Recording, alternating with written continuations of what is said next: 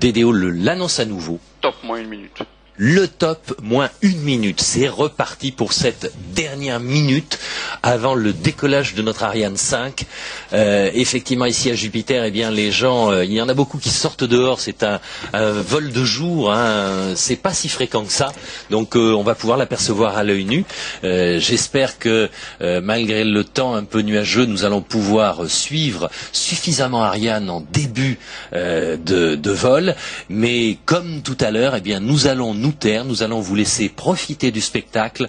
C'est Ariane 5, c'est à elle et nous nous retrouvons dans quelques instants. À tout à l'heure.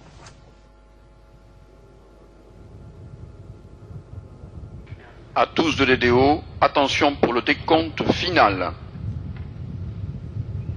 10, 9, 8, 7, 6, 5, 4, 3, 2, 1. Top, allumage Vulcain.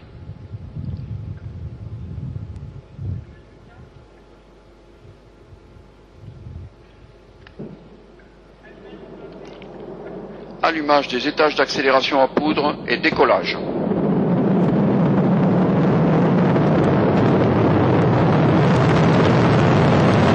Les paramètres bord sont normaux.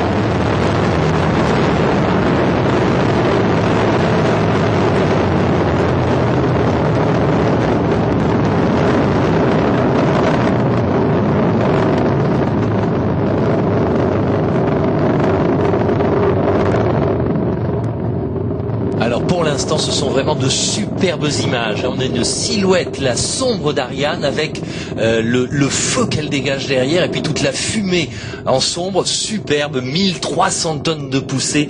Ariane 5 s'envole, les caméras la suivent avec ses deux boosters qui assurent 90% de la poussée au décollage. On va dire que chaque étage d'accélération à poudre qui encadre le corps du lanceur, eh bien, il consomme 2 tonnes de propergol solide, 2 tonnes de poudre par seconde.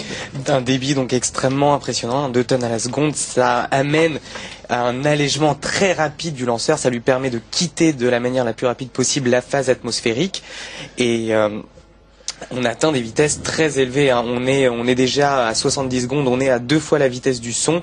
À Mach 2, oui. C'est l'équivalent d'une balle de fusil, donc mais de 400 tonnes. Oui, sacrée balle de fusil, belle analogie. En tout cas, c'est véritablement tout l'objet d'un lanceur spatial, réaliser des prouesses technologiques.